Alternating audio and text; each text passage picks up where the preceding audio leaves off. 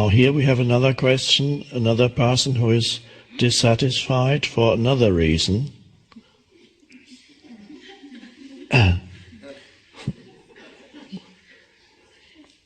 I'm on a path of awakening, but my deep loneliness at not having a life partner is an obstacle to my spiritual development.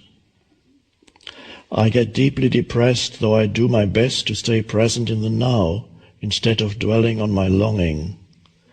What advice could you offer?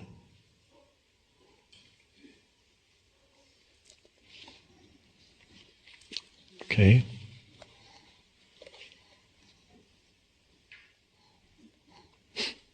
Well, I won't say internet dating.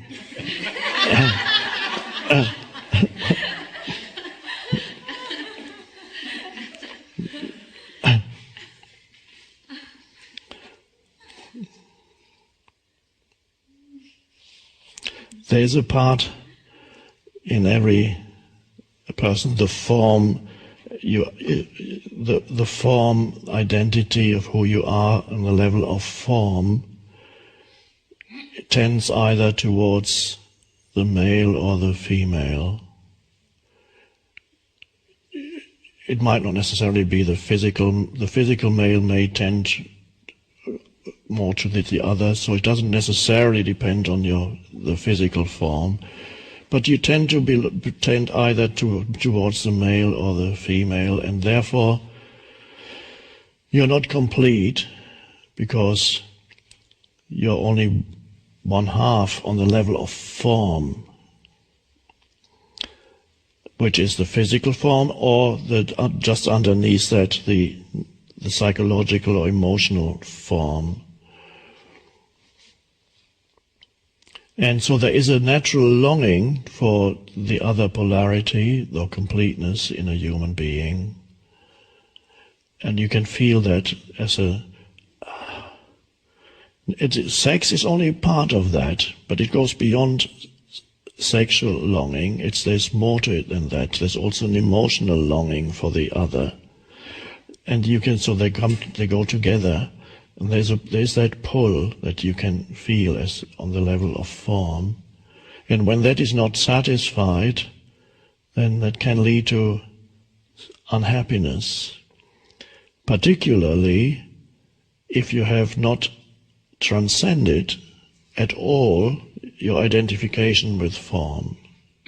If you are still totally identified with you as this physical form and psychological form, the transcendent dimension has not come into your life at all, then you would become very dissatisfied and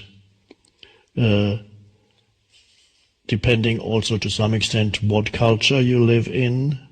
There are traditional cultures still on our planet where it's almost you have to find a partner, and if you're not, everybody would look down on you as being a total and miserable failure. In some traditional cultures, if you're not married by a certain age, or you cannot give birth to children, people look down on you and despise you, and you're miserable for the rest of your life. You have not fulfilled your form identity. And also in some traditional cultures, the sense of self is very strongly bound up with whether you are a man or a woman. So more so than in the West, it still persists to some extent in the West, but much less so than in some traditional cultures, where if you're a man in certain cultures, this becomes 70% of who you feel you are. Your self-identity is the male. You are the male. And you look at every woman that's the female. You can't relate to a woman as a human being. You are the male and she is the female, and she is of course not your equal.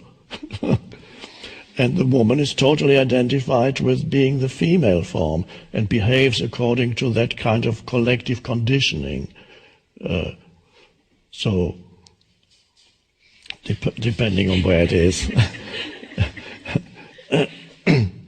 I won't act it out.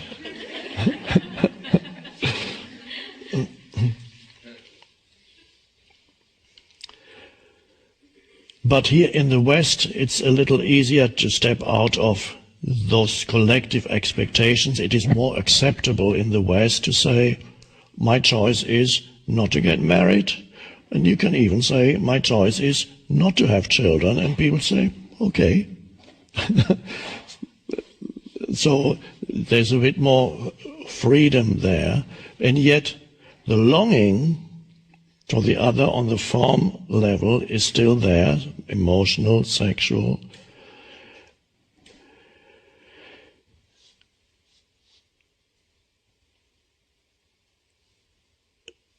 The essence is to be able to transcend who you are on the level of form. Whether or not you find a partner that meets that longing, or whether you go from one partner to another and another, or you find one life partner with whom you're for the rest of your life, that is secondary really, because even if you have a partner, if you have not gone deeper and encounter the transcendent dimension to who you are, beyond the form identity of you as the male or the female, or whatever the nationality or the particular status in society, whatever makes up your form identity in addition to gender, if you haven't gone beyond that, then even the relationships, yes, you might have found your partner, but you won't be satisfied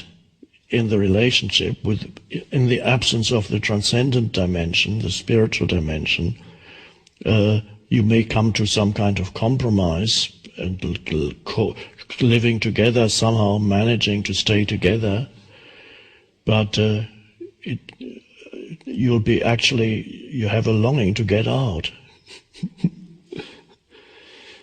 So the people who are outside the relationships have a longing to get in, or marriage, and those who are in have a longing to get out. So the young girl or man, late teens, early 20s, they want to get into the cage, and those who are in the cage want to get out of the cage.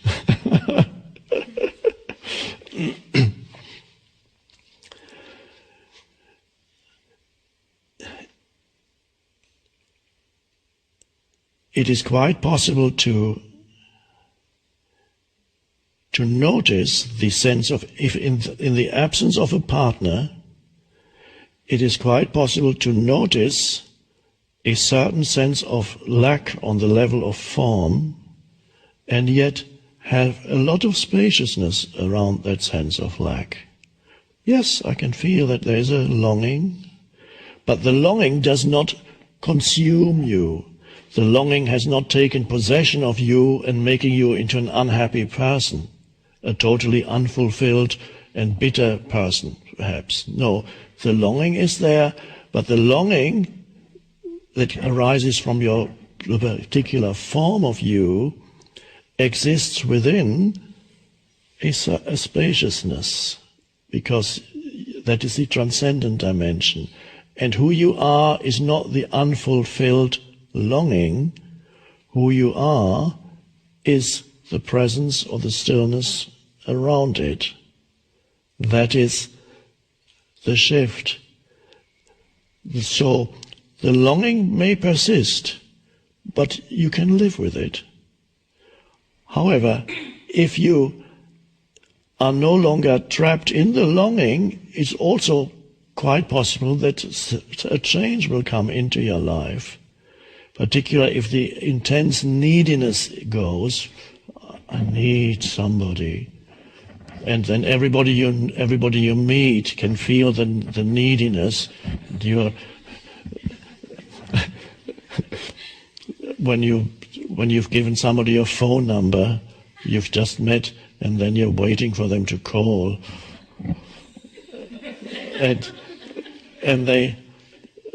they're less likely to call when the neediness is there.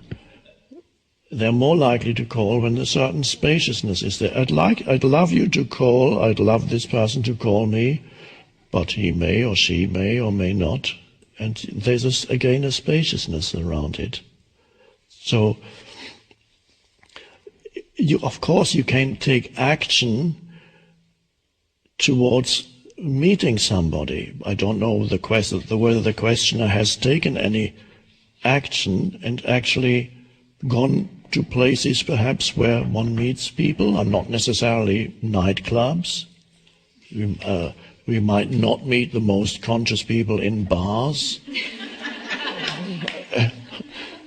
But there are other places one can go to where you meet people, and even the internet. Why not? This is the way many people meet that way. But even there, if you haven't gone beyond the absolute neediness of needing somebody, then it's less likely to work out for you. But if you have that sense of some inner spaciousness around the longing, then the way in which you approach others changes without that absolute, that pull. So that's my suggestion then, is see if you can, on the outer level, see how and where you could meet people and explore. Perhaps you will find somebody here or there. To realize that the transcendence is the most vital thing does not exclude the possibility of taking action on an outer level. Of course, that is always secondary, but why not?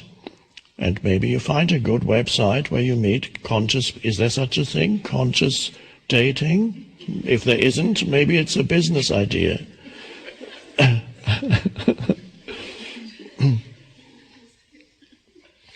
Conscious dating. Of course, the difficulty is a person who thinks of themselves as conscious may be deluded.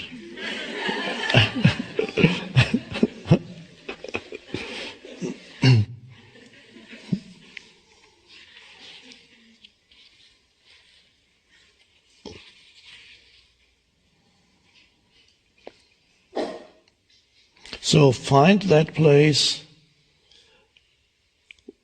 where the polarities actually are not there anymore, in the being, the I amness that's deeper than the form. And go there as much as you can.